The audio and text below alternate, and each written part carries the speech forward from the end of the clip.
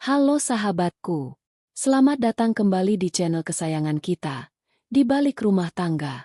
Hari ini kita punya kisah yang dijamin bakal mengaduk-aduk emosi kalian. Sebuah cerita tentang keserakahan, pengkhianatan, dan tentunya, karma yang dibayar lunas dengan cara yang paling memuaskan. Siap-siap dibuat gregetan dan lega di saat yang bersamaan. Ya, tapi sebelum kita masuk ke ceritanya, yuk absen dulu. Silakan tulis nama, asal kota, dan ketik hadir di kolom komentar di bawah. Saya pengen banget tahu nih, penonton setia channel ini lagi pada nonton dari kota mana aja? Oh ya, jangan lupa juga untuk klik tombol like, subscribe, dan nyalakan lonceng notifikasinya biar kalian gak ketinggalan drama kehidupan seru lainnya dari kami. Sudah absen dan subscribe? Kalau sudah, yuk siapkan camilan, tarik napas panjang, dan mari kita masuk ke ceritanya. Suasana duka yang pekat masih menggantung lekat di setiap sudut rumah bercat putih tulang itu. Aroma kapur barus yang menyengat berbaur dengan semerbak wangi bunga melati seakan enggan beranjak, meresap ke dalam pori-pori dinding, dan terus mengingatkan siapa saja yang melangkah masuk bahwa kematian baru saja bertamu. Di ruang tengah, karpet permadani besar yang semula digelar luas untuk para pelayat kini telah digulung ke sudut ruangan, menyisakan lantai keramik yang terasa begitu dingin, sunyi, dan asing. Tidak ada lagi lantunan doa yang bergema. Yang tersisa hanyalah keheningan yang menyayat hati. Carmilla duduk mematung di tepi ranjang kamarnya, mengabaikan hawa dingin yang menusuk kulit.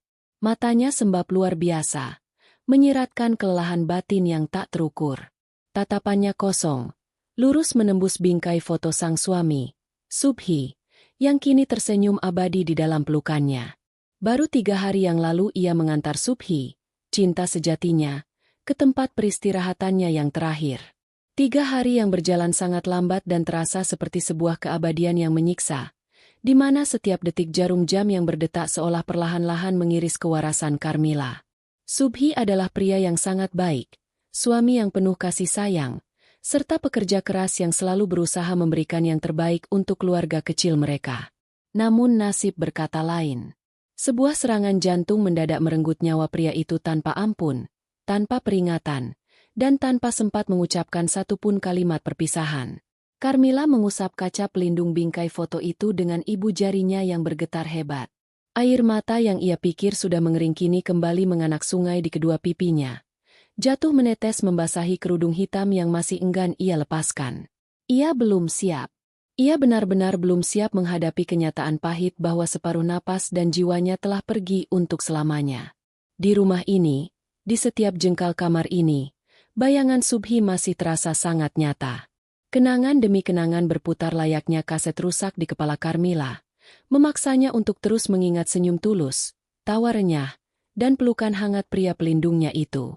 Namun, di tengah ratapan sunyi yang menyayat hati dan menguras air mata itu, kesedihan Carmilla tiba-tiba harus terhenti. Dari celah pintu kamarnya yang kebetulan sedikit terbuka, telinganya menangkap sebuah suara gaduh yang sangat mencurigakan. Itu bukan suara sanak saudara yang sedang mengaji atau tetangga yang datang bertakziah, melainkan suara dentuman laci kayu yang ditarik secara paksa, derit engsel lemari yang dibuka kasar, dan gemerisik suara tumpukan kertas yang dibalik dengan tergesa-gesa. Suara itu jelas berasal dari ruang kerja almarhum suaminya yang letaknya persis bersebelahan dengan kamar tidur mereka. Carmilla menyeka air matanya dengan punggung tangan. Keningnya berkerut dalam memendam kebingungan. Perlahan dan dengan tangan yang masih sedikit gemetar, ia meletakkan foto Subhi di atas nakas sebelah ranjang, lalu melangkah gontai keluar kamar. Ia menyusuri lorong pendek itu dengan dada yang berdebar aneh. Begitu ia berdiri di ambang pintu ruang kerja Subhi, pemandangan di depannya membuat aliran darah Carmilla seolah membeku seketika. Jantungnya serasa berhenti berdetak. Di sana, di dalam ruangan yang seharusnya dihormati sebagai tempat peninggalan terakhir suaminya, Ibu Lasmini dan Gandhi sedang mengobrak-abrik seluruh isi ruangan layaknya komplotan pencuri yang kelaparan mencari harta karun. Pakaian-pakaian kerja Subhi berserakan tak tentu arah di lantai, buku-buku berjatuhan tak beraturan, dan laci meja kerja berbahan kayu jati yang selama ini selalu terkunci rapat kini sudah terbuka menganga dengan kondisi engsel yang dirusak paksa. Ibu mertuanya, Ibu Lasmini, Terlihat sangat sibuk membolak-balik sebuah map merah tebal berisi dokumen-dokumen penting. Matanya memancarkan kilat keserakahan yang menyala-nyala dan sama sekali tak bisa disembunyikan. Sementara itu, Gandhi, adik ipar Carmilla yang selama ini dikenal sebagai pengangguran dan hanya tahu cara meminta uang tanpa pernah mau bekerja keras, sedang asyik membongkar sebuah kotak kecil tempat Subhi menyimpan koleksi jam tangan dan barang berharga lainnya. Ibu, Gandhi, apa yang sedang kalian lakukan di sini? Suara Carmilla terdengar parau, nyaris bergetar karena menahan perpaduan antara rasa kaget yang luar biasa, ketidakpercayaan, dan bibit-bibit amarah yang perlahan mulai menyulut rongga dadanya. Tanah makam suaminya bahkan belum sepenuhnya mengering, namun keluarganya sendiri sudah bertingkah layaknya sekawanan burung bangkai yang rakus mengincar sisa-sisa mangsa. Mendengar teguran tiba-tiba itu, Ibu Lasmini sama sekali tidak terlonjak kaget. Wanita paruh-baya dengan dandanan yang selalu mencolok itu perlahan menoleh, menatap Carmilla dengan pandangan tajam yang meremehkan dari ujung kepala hingga ujung kaki. Tidak ada gurat duka sedikit pun di wajah rentanya. Tidak ada setitik pun rasa empati untuk menantunya yang baru saja berubah status menjadi seorang janda. Ibu Lasmini justru mendengus sinis, mencibirkan bibirnya, lalu menutup map merah di tangannya dengan suara bantingan yang kasar. Apa yang kami lakukan? Kamu kan punya mata, Carmilla. Tentu saja kami sedang mencari dokumen-dokumen penting peninggalan anakku, jawab Ibu Lasmini dengan nada ketus dan tinggi yang langsung menyayat telinga. Ia melangkah maju mendekati Carmilla, berkacak pinggang dengan dagu terangkat menantang. Subhi itu anakku, darah dagingku sendiri. Wajar dong kalau aku sebagai ibunya yang melahirkan dia, ingin tahu apa saja harta dan aset yang ditinggalkan oleh anakku sebelum ada orang luar yang licik berniat menguasainya secara diam-diam. Dua kata, orang luar, itu ditekankan dengan sangat jelas dan penuh bisa, seolah sengaja diarahkan layaknya belati tepat ke jantung Carmilla. Carmilla terpaku, napasnya serasa tertahan di tenggorokan. Orang luar? Ya Allah, ibu, aku ini istri Mas Subhi. Aku ini istri sahnya. Bagian dari hidupnya. Kenapa ibu tega bicara seperti itu padaku? Lagi pula, ini baru hari ketiga Mas Subhi pergi meninggalkan kita. Bu, apakah pantas kalian mengobrak-abrik barang pribadinya seperti ini di saat kita semua seharusnya masih dalam suasana berkabung dan mendoakannya? Gandhi, yang sedari tadi abai dan baru saja selesai memasukkan sebuah jam tangan mahal milik almarhum kakaknya ke dalam saku celana jeansnya, ikut menimpali pembicaraan itu dengan tawa meremehkan yang menggelegar. Alah, gak usah bawa-bawa aturan masa berkabung segala deh.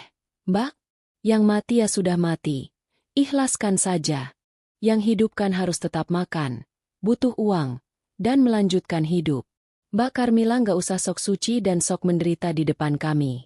Mbak pasti dari kemarin juga diam-diam sudah ngincar harta peninggalan Mas Subhi, kan?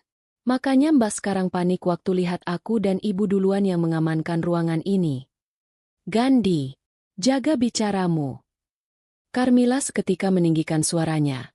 Matanya melebar tidak terima dengan tuduhan keji dan tak berdasar itu.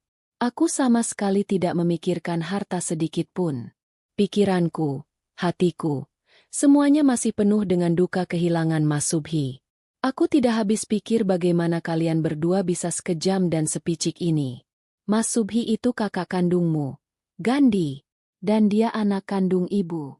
Teganya kalian memikirkan uang, memikirkan warisan, di saat tanah kuburannya saja masih basah dan wanginya masih tercium. Plah! Sebuah tamparan keras mendarat telak di pipi kiri Carmilla, membuatnya terhuyung beberapa langkah ke belakang hingga bahunya menabrak bingkai pintu.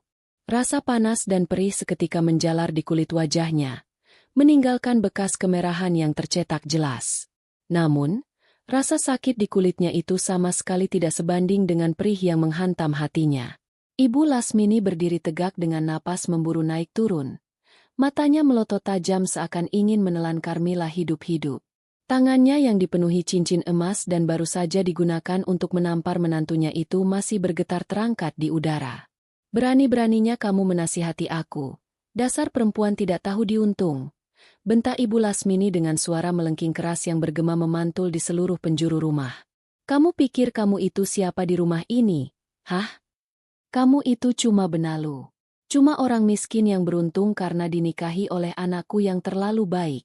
Kalau bukan karena Subhi yang dulu kasihan padamu, kamu tidak akan pernah bisa menginjakan kaki apalagi tidur nyenyak di rumah sebesar dan semewah ini. Carmila memegang pipinya yang berdenyut nyeri. Menggigit bibir bawahnya kuat-kuat menahan air mata yang kembali mendesak ingin tumpah. Ia menatap wajah ibu mertuanya dengan pandangan terluka dan tidak percaya. Selama masa pernikahannya, ia tahu betul bahwa Ibu Lasmini memang tidak pernah menyukainya. Wanita itu selalu mencari-cari celah untuk menjatuhkannya, selalu mengkritik setiap masakannya, dan selalu membandingkannya dengan wanita lain. Namun, selama ini Subhi selalu ada, selalu menjadi tameng kokoh yang melindunginya dari segala hinaan ibunya. Kini, setelah pelindung utamanya itu pergi kembali kepada Sang Pencipta, taring asli wanita tua itu benar-benar terlihat sangat menyeramkan dan mematikan. Dengar baik-baik ucapanku ini, Carmila. Ibu Lasmini memajukan wajahnya, menunjuk tepat di depan hidung Carmila dengan jari telunjuknya yang lentik. Suaranya kini berubah menjadi ancaman yang sangat dingin, pelan, namun menusuk tulang. Rumah ini, mobil yang terparkir di depan, seluruh tabungan di bank, dan semua aset yang ada atas nama Subhi, itu semua adalah hak mutlak dan harta keluarga kami. Harta peninggalan darah dagingku. Kamu tidak punya hak sepeser pun atas rumah ini maupun isinya. Mulai detik ini, aku yang akan mengambil alih dan memegang kendali penuh atas semua harta anakku. Kamu jangan pernah berani bermimpi bisa menguasai rumah ini sedikit pun. Tapi Bu, Carmila mencoba menahan isakannya. Mencoba membela diri dengan sisa suaranya yang parau dan gemetar. Rumah ini dibeli setelah aku dan Mas Subhi menikah. Kami mencicilnya bersama-sama, berjuang bersama. Ini adalah harta bersama kami dalam ikatan pernikahan. Secara hukum agama maupun hukum negara, aku sebagai istrinya berhak menempatinya. Bu, kenapa ibu bertindak semena-mena dan mengambil alih semuanya seperti ini? Ibu Lasmini justru tertawa sinis mendengar penjelasan itu. Sebuah tawa merendahkan yang terdengar sangat kejam di telinga Carmila. Harta bersama katamu? Jangan mimpi di siang bolong. Semua orang juga tahu dan melihat dengan mata kepala mereka sendiri kalau selama ini Subhi yang banting tulang peras keringat mencari uang dari pagi sampai malam. Sementara kamu cuma ongkang-ongkang kaki di rumah, menikmati AC dingin, dan berlindung di balik status sok sucimu sebagai istri yang berbakti. Pokoknya aku tidak mau tahu apapun alasanmu. Dokumen rumah ini dan buku tabungannya sudah aku amankan di tanganku, dan aku sendiri yang akan mengurus semuanya tanpa campur tanganmu. Kamu sebaiknya mulai sadar diri dan mulai bersiap-siap dari sekarang. Maksud ibu apa bersiap-siap? Tanya Carmila dengan raut wajah kebingungan. Firasat buruk mulai merayapi tengkuknya. Ya bersiap-siap sadar posisilah, Mbak. Sahut Gandhi yang kini berjalan mendekat. Menyela percakapan sambil melipat kedua tangannya di depan dada, tersenyum sinis penuh kemenangan. Rumah sebesar dan sebagus ini terlalu mewah kalau cuma ditinggali oleh seorang janda pengangguran tanpa anak sepertimu. Ibu berencana untuk menjual rumah ini dalam waktu dekat karena kebetulan harga tanah di daerah sini sedang naik daun. Uang hasil penjualannya nanti akan kami pakai untuk modal usahaku yang baru, dan sisanya untuk jaminan kenyamanan masa tua ibu. Jadi, jangan kaget kalau dalam hitungan hari Mbak Carmila harus angkat kaki dari rumah ini bawa koper tua Mbak itu. Mendengar rencana jahat dan tidak berperi kemanusiaan itu, kedua lutut Carmila seketika terasa lemas seperti tak bertulang. Ia seolah ditampar oleh kenyataan pahit berkali-kali dalam satu hari yang sama. Suaminya yang sangat ia cintai baru saja meninggal dunia. Duka di hatinya masih menganga lebar berdarah-darah. Namun keluarga suaminya dengan tanpa ampun langsung berencana mengusirnya ke jalanan dan merampas rumah yang menyimpan sejuta kenangan manis antara dirinya dan Subhi. Ibu mertua dan adik iparnya itu bahkan tidak mau repot-repot menunggu masa iddahnya selesai. Mereka sudah merencanakan pengusiran yang sangat sistematis, kejam, dan dipenuhi oleh keserakahan yang membutakan mata hati. Ibu Lasmini melangkah maju melewati Carmila, sengaja menabrakkan bahunya ke bahu menantunya itu dengan dorongan yang sangat keras hingga Carmila terhuyung dan nyaris tersungkur ke lantai. Ayo Gandhi, kita bawa saja semua dokumen ini ke kamarku. Biarkan saja perempuan tidak berguna ini menangisi nasibnya di sini. Lagi pula, tanpa perlindungan Subhi, Dia bukan siapa-siapa lagi di keluarga ini. Dia cuma sampah. Gandhi mengangguk patuh dengan seringai lebar di wajahnya, mengekor dengan gaya congkak di belakang ibunya sambil menenteng beberapa barang berharga milik mendiang kakaknya. Keduanya melenggang pergi meninggalkan ruang kerja itu dalam keadaan berantakan parah. Sama sekali mengabaikan Carmilla yang masih berdiri mematung di ambang pintu menahan sesak di dada. Suara langkah kaki mereka terdengar semakin menjauh menyusuri lorong, lalu disusul dengan suara debuman pintu kamar utama yang ditutup dengan bantingan yang sangat keras. Kini, Carmilla berdiri sendirian di tengah kekacauan itu. Keheningan kembali menyelimuti sekelilingnya. Namun kali ini terasa jauh lebih mencekik. Ia menyapu pandangannya ke sekeliling ruang kerja suaminya yang kini porak-poranda tak berbentuk. Tetesan air mata yang sedari tadi ia tahan akhirnya jatuh menderas, membasahi wajahnya tanpa ampun. Ia menangis bukan hanya karena kesedihan yang mendalam akibat kehilangan sosok pelindungnya, Subhi, tetapi juga karena kepedihan dan kehancuran hati melihat betapa rakus, tamak, dan kejamnya keluarga yang seharusnya menjadi pengganti pelindungnya itu. Dengan langkah pelan yang terseok-seok, Carmilla melangkah masuk ke dalam ruangan. Ia berjongkok dan memungut sebuah kemeja flanel milik Subhi yang tergeletak kotor di lantai akibat injakan sepatu Gandhi. Carmilla membersihkannya perlahan, lalu mendekap kemeja itu erat-erat ke dadanya. Aroma parfum maskulin suaminya yang sangat khas masih tertinggal kuat di serat-serat kain itu, memberikan secercah kehangatan maya di tengah hawa dingin pengkhianatan yang mulai merayapi hatinya hingga ke dasar jiwa. Namun perlahan, seiring dengan isak tangisnya yang mulai tertahan dan ritme napasnya yang kembali teratur, sesuatu dalam diri Carmilla mulai berubah. Kesedihan mendalam dan sorot keputusasaan di matanya perlahan-lahan memudar, tergantikan oleh sebuah kilat mata yang sangat berbeda.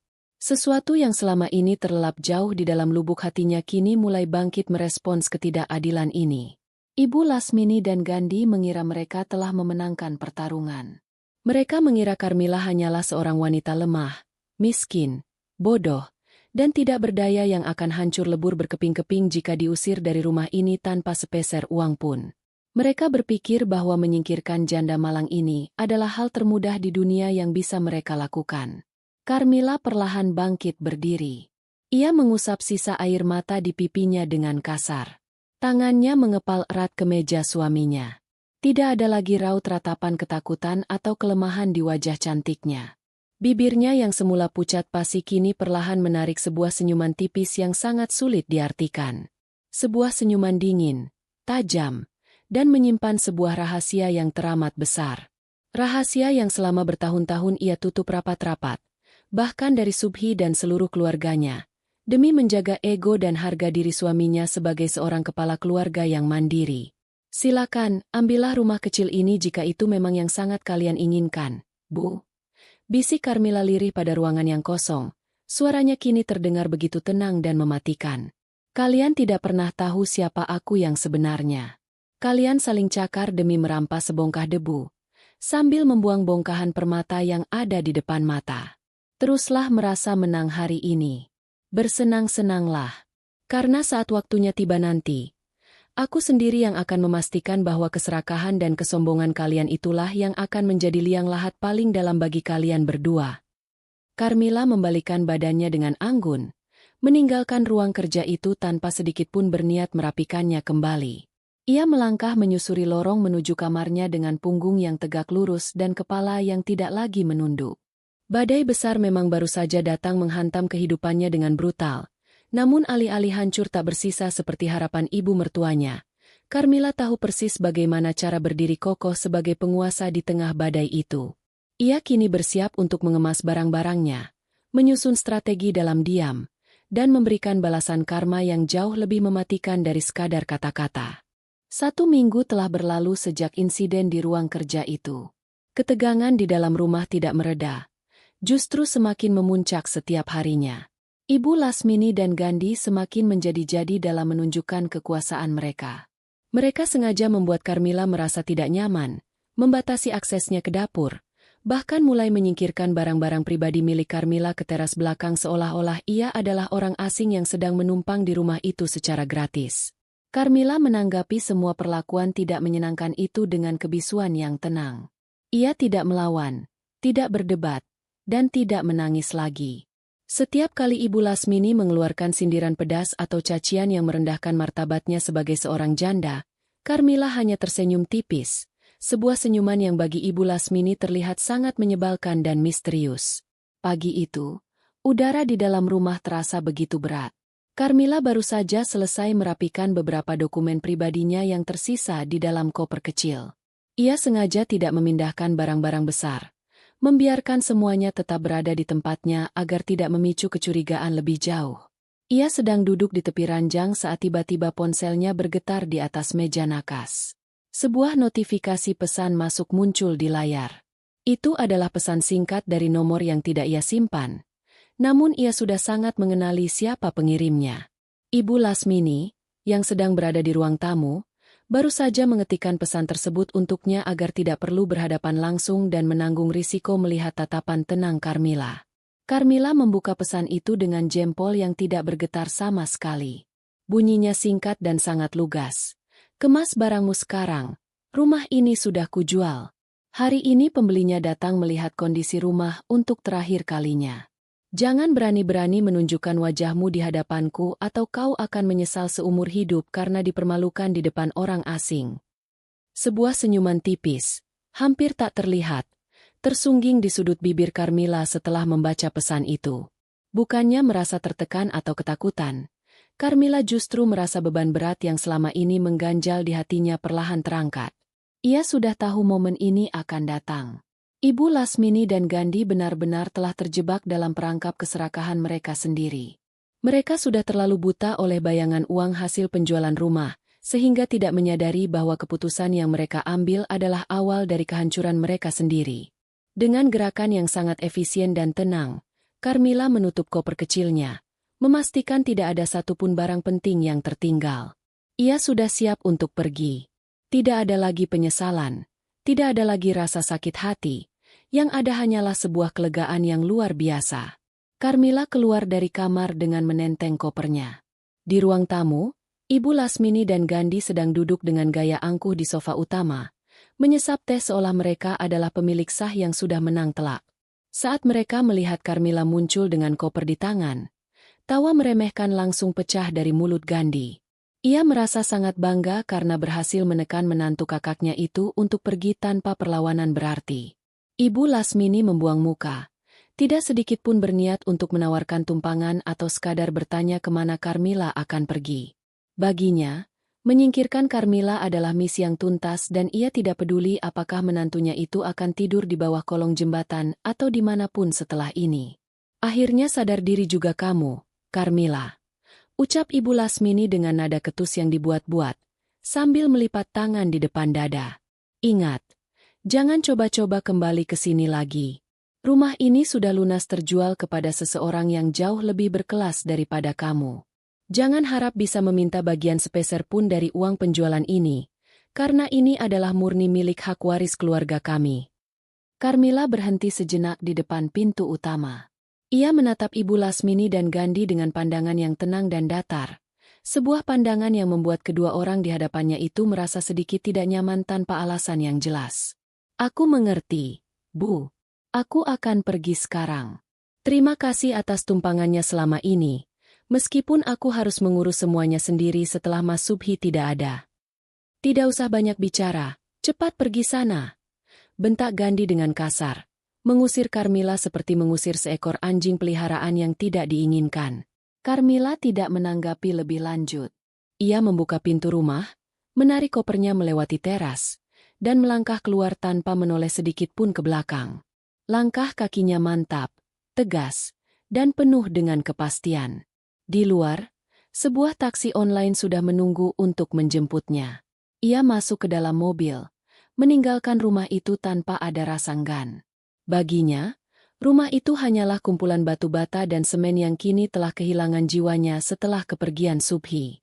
Ibu Lasmini mungkin merasa sedang menendang keluar seorang janda miskin yang tak punya tempat bernaung. Namun mereka tidak tahu bahwa Carmila sedang membebaskan dirinya sendiri dari jeratan keluarga yang beracun. Sementara itu, di dalam rumah, Ibu Lasmini dan Gandhi mulai merencanakan apa yang akan mereka lakukan dengan uang hasil penjualan rumah yang akan segera cair.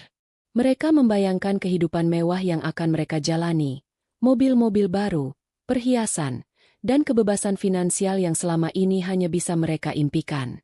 Mereka begitu sibuk berhayal sampai-sampai tidak menyadari bahwa pembeli yang mereka tunggu adalah orang suruhan Carmilla yang sudah dirancang khusus untuk memuluskan rencana selanjutnya.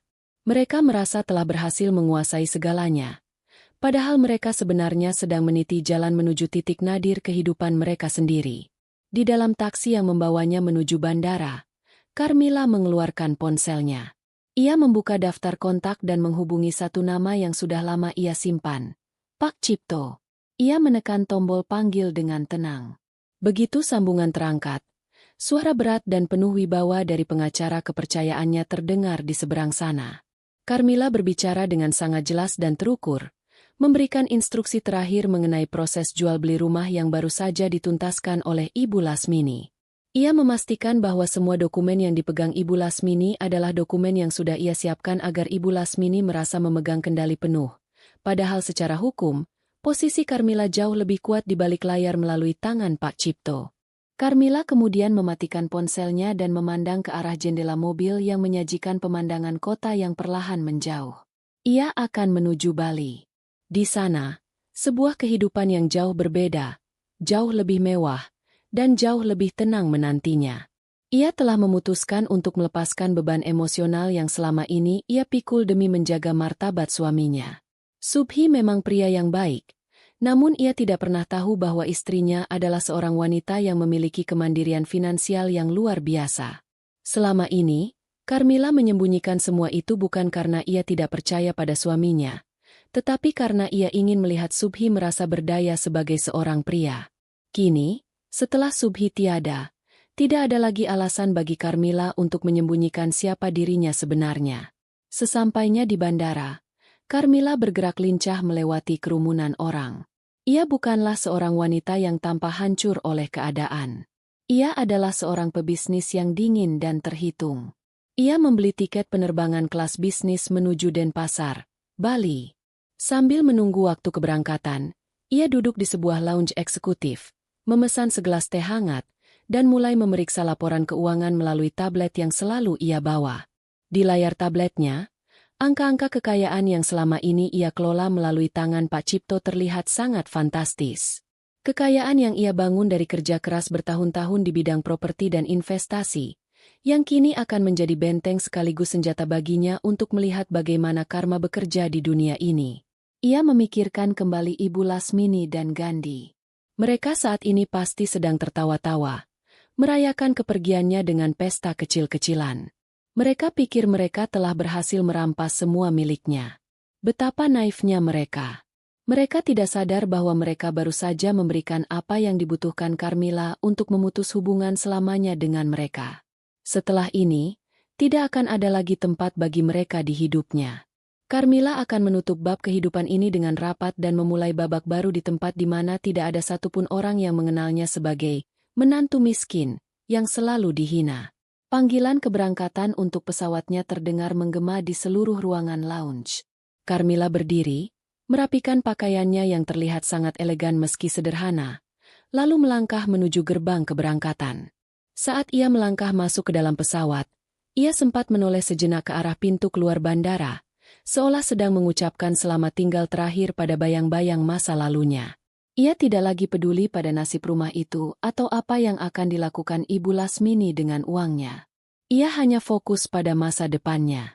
Di Bali, matahari yang cerah, hembusan angin laut yang segar, dan ketenangan sebuah villa pribadi sudah siap menyambutnya.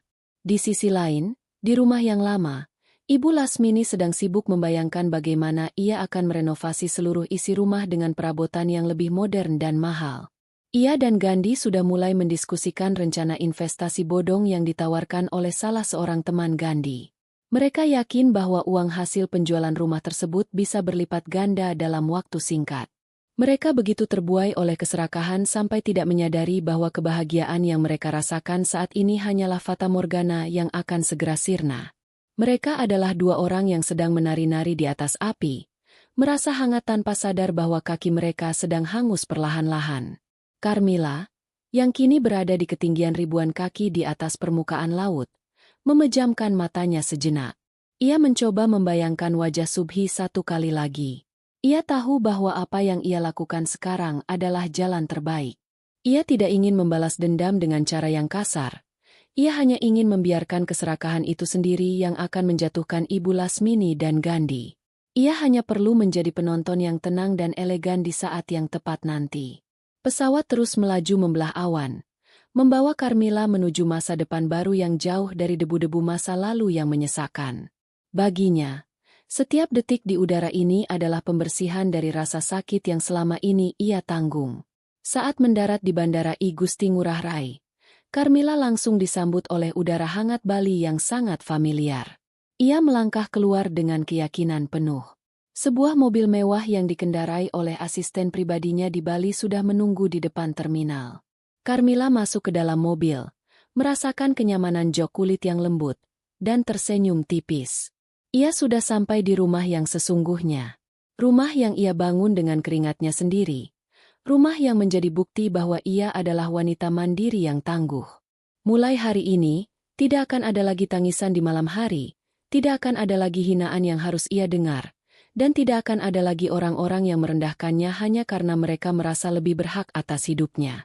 Sementara itu, di Jakarta, rumah peninggalan Subhi kini telah berpindah tangan secara administratif. Pak Cipto telah menyelesaikan semua urusan hukum dengan sangat rapi. Ibu Lasmini dan Gandhi sudah menerima uang hasil penjualan tersebut dan kini mereka tengah sibuk berpindah-pindah tempat, mencari hunian baru yang menurut mereka lebih bergengsi. Mereka tidak tahu bahwa pembeli anonim yang membeli rumah itu sebenarnya adalah orang yang sama yang selama ini melayani Carmilla. Mereka tidak tahu bahwa mereka sedang dikendalikan dari jarak jauh tanpa mereka sadari sedikit pun. Mereka tertipu oleh keserakahan mereka sendiri, terjebak dalam permainan yang sebenarnya tidak pernah mereka menangkan.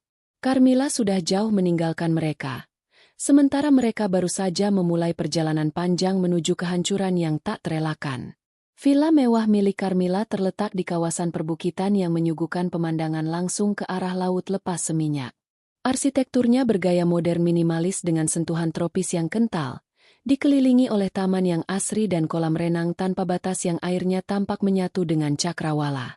Begitu Carmilla melangkah masuk, ia disambut oleh aroma bunga Kamboja yang menenangkan serta keheningan yang kontras dengan hiruk-pikuk Jakarta yang baru saja ia tinggalkan.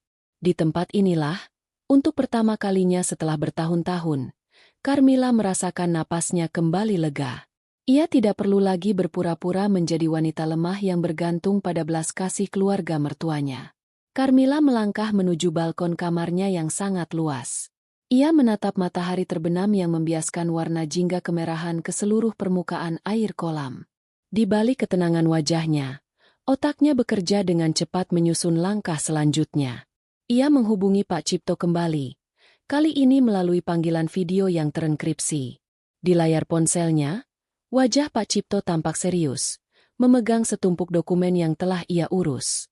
Mereka berbicara tentang teknis penyelesaian jual-beli rumah lama yang telah berpindah tangan ke atas nama perusahaan cangkang milik Carmilla. Semuanya sudah berjalan sesuai rencana, Nyonya, ucap Pak Cipto dengan nada hormat. Ibu Lasmini dan putranya sama sekali tidak menaruh kecurigaan. Mereka bahkan merasa sangat beruntung mendapatkan harga jual di atas nilai pasar saat ini. Mereka sedang menikmati euforia kemenangan, Nyonya. Carmilla mengangguk pelan, menyesap teh melati yang disuguhkan asisten rumah tangganya di Bali. Pastikan mereka mendapatkan uangnya tepat waktu. Pak Cipto, biarkan mereka merasa bahwa dunia berpihak pada mereka. Semakin besar euforia yang mereka rasakan sekarang, semakin dalam lubang yang akan mereka gali sendiri nanti. Apakah Gandhi sudah mulai menunjukkan tanda-tanda akan menggunakan uang tersebut untuk rencana investasinya? Tepat sekali, Nyonya, jawab Pak Cipto.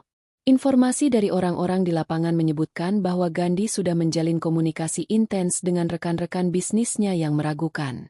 Mereka sedang mempersiapkan skema investasi bodong yang terlihat sangat menjanjikan di atas kertas. Saya sudah memasang mata untuk memantau setiap pergerakan dana mereka. Carmilla tersenyum dingin. Ia tidak ingin menghancurkan mereka dengan kekerasan fisik, melainkan melalui keserakahan mereka sendiri. Ia tahu bahwa Ibu Lasmini dan Gandhi adalah orang-orang yang tidak pernah puas dan selalu ingin jalan pintas menuju kekayaan. Dengan membiarkan mereka memegang uang tunai dalam jumlah besar tanpa kontrol, mereka akan dengan sukarela menyerahkan uang tersebut ke dalam pelukan orang-orang yang jauh lebih licik dari mereka. Carmila menutup panggilan itu, lalu berbalik menatap interior vilanya. Ia teringat kembali pada masa-masa sulitnya saat masih merintis karir di dunia properti. Saat ia harus bekerja lembur sampai pagi dan menahan diri dari segala kemewahan agar bisa mengumpulkan modal. Dulu, ia terpaksa menyembunyikan identitas aslinya sebagai pemilik aset properti ini dari Subhi. Ia takut jika suaminya tahu bahwa istrinya jauh lebih mapan secara finansial, harga diri Subhi akan terluka. Ia memilih hidup sederhana dan mengalah pada Ibu Lasmini demi menjaga keutuhan rumah tangga. Sekarang, setelah Subhi tiada, tidak ada lagi alasan untuk menyembunyikan sisi kuat dirinya. Ia adalah seorang pebisnis ulung yang mampu membaca celah pasar dan memanfaatkan peluang. Ia tidak lagi menjadi menantu yang hanya bisa menunduk saat dihina, melainkan menjadi pemilik modal yang memegang kendali atas nasib orang-orang yang dulu merendahkannya. Malam harinya, Carmila tidak tidur. Ia menghabiskan waktu di ruang kerjanya yang dilengkapi dengan monitor canggih untuk memantau pergerakan pasar. Ia mulai menyusun strategi baru untuk ekspansi usahanya di Bali. Ia ingin membangun jaringan villa yang lebih luas, dan ia membutuhkan tenaga profesional untuk mengelolanya. Namun, di tengah kesibukan profesionalnya, ia tetap meluangkan waktu untuk memikirkan skema balas budi yang elegan. Ia ingin memastikan bahwa saat Ibu Lasmini jatuh, wanita itu benar-benar jatuh ke titik terendah, di mana tidak ada lagi orang yang bisa menolongnya, kecuali orang yang dulu pernah ia usir dengan kasar. Keesokan harinya, Carmila memutuskan untuk menikmati waktu senggang dengan pergi ke sebuah galeri seni lokal. Ia membutuhkan penyegaran pikiran setelah beberapa hari penuh ketegangan. Saat sedang berjalan menyusuri lorong galeri, ia tanpa sengaja berpapasan dengan seorang desainer interior terkenal yang dulu pernah bekerja sama dengannya dalam beberapa proyek besar. Mereka terlibat percakapan yang menarik tentang tren desain properti masa depan. Bagi orang luar, Carmila hanyalah seorang wanita kaya yang memiliki selera seni yang tinggi. Tidak ada yang tahu bahwa di balik senyum ramahnya, ia sedang merancang sebuah rencana besar yang akan menghancurkan kehidupan seseorang di Jakarta. Sementara itu, di Jakarta, kehidupan Ibu Lasmini dan Gandhi sedang berada di puncak kegembiraan. Mereka baru saja pindah ke sebuah apartemen mewah di pusat kota. Ibu Lasmini merasa dirinya sudah menjadi wanita terhormat yang derajatnya naik berkali-kali lipat. Ia mulai mengenakan perhiasan emas yang berlebihan dan sering memamerkan status sosialnya kepada teman-temannya di pengajian. Ia sama sekali tidak memikirkan nasib Carmila. Bahkan ia sering menjelek-jelekan menantunya itu di depan orang banyak, menyebut bahwa Carmila adalah janda pembawa sial yang untungnya sudah keluar dari hidup mereka. Lihat, Bu, ini adalah prospek bisnis yang akan membuat kita kaya raya 7 turunan, kata Gandhi suatu siang, sambil menunjukkan dokumen investasi kepada ibunya. Dokumen itu berisi janji keuntungan yang sangat tidak masuk akal dalam waktu singkat. Ibu Lasmini yang tidak mengerti banyak tentang dunia bisnis, hanya mengangguk setuju. Baginya, asalkan anaknya yang mengurus, semuanya akan aman. Ia tidak menyadari bahwa ia sedang menyerahkan seluruh hasil penjualan rumah mendiang anaknya ke tangan orang yang salah. Carmila, yang mendapatkan laporan harian dari Pak Cipto, hanya bisa tertawa getir membaca berita tentang kelakuan Ibu Lasmini dan Gandhi. Ia tahu bahwa skema investasi yang diikuti Gandhi adalah salah satu skema Ponzi yang sedang banyak memakan korban. Ia tidak perlu turun tangan untuk menjatuhkan mereka. Cukup dengan membiarkan waktu yang berjalan, mereka akan hancur dengan sendirinya. Ia memutuskan untuk tidak ikut campur dalam proses tersebut, membiarkan karma bekerja dengan caranya sendiri yang alami dan adil. Ia pun kembali fokus pada pekerjaannya di Bali. Ia mulai menjadwalkan pertemuan dengan beberapa investor asing yang tertarik untuk menyewa vilanya dalam jangka panjang. Ia ingin memastikan bahwa aset-asetnya tetap produktif dan menghasilkan keuntungan yang stabil. Carmila bukan tipe orang yang suka menghamburkan uang. Ia adalah tipe orang yang suka memutar uang agar nilainya terus berkembang. Ketangguhannya inilah yang membuatnya mampu bertahan hidup dan menjadi seperti sekarang. Sore itu, Saat sedang berenang di kolam pribadinya, Carmilla merenung. Apakah ia merasa bersalah? Apakah ia merasa jahat karena membiarkan ibu mertuanya jatuh miskin? Ia menjawab pertanyaannya sendiri dengan jujur. Tidak. Ia merasa bahwa apa yang dialami oleh Ibu Lasmini adalah konsekuensi dari tindakannya sendiri. Jika Ibu Lasmini tidak serakah dan tidak mengusirnya dengan kejam, mungkin saja ia masih akan membantu Ibu Lasmini di masa tuanya. Namun, Ibu Lasmini sendiri yang memilih jalan itu. Ia sendiri yang memutuskan untuk memutus tali kasih dengan menantu yang paling tulus padanya. Carmilla pun berenang dengan tenang, merasakan air yang membelai tubuhnya. Ia telah memaafkan Ibu Lasmini secara pribadi untuk ketenangan jiwanya. Namun ia tidak akan melupakan perbuatannya. Ia akan tetap membiarkan keadilan hukum alam bekerja. Setelah selesai berenang, ia naik ke tepian, meraih handuk hangat yang disiapkan asistennya, dan melangkah masuk ke dalam villa. Ia merasa sangat bersyukur bisa berada di posisi saat ini, di mana ia memiliki kekuatan untuk menentukan arah hidupnya sendiri tanpa perlu lagi mendengarkan perintah dari orang yang tidak pernah menghargainya. Di malam hari, Carmilla kembali ke ruang kerjanya. Ia menatap layar monitornya yang menampilkan data-data bisnisnya. Ia merasa hidup ini seperti sebuah permainan catur. Jika kita salah melangkah, kita akan kehilangan pion-pion penting. Ibu Lasmini dan Gandhi telah melangkah salah sejak awal, dan sekarang mereka terjebak dalam posisi skakmat. Carmilla pun menutup laptopnya, merasa puas dengan apa yang telah dicapainya sejauh ini. Ia akan terus melanjutkan kehidupannya dengan elegan, sambil terus memantau kehancuran perlahan-lahan dari pihak yang dulu pernah menyakiti hatinya.